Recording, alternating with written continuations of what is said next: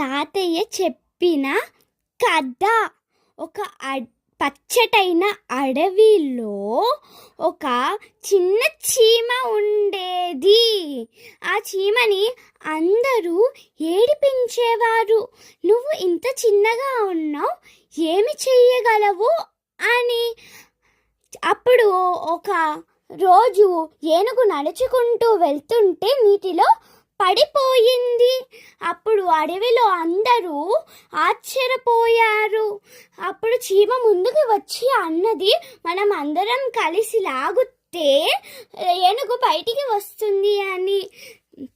అప్పుడు తాడు లాంటిది తెచ్చి ఏనుగుని బయటికి లాగారు. క్షేమంగా ఏనుగు బయటికి వచ్చింది. ఏనుగు కళ్ళల్లో నీరు తిరిగాయి. ఆ రోజు తనకి అర్థమయ్యింది, చిన్న జీవి అయినా కూడా మనసు ఉంటే ఏదైనా సాధించగలరు. ఆ కథలోని నీతి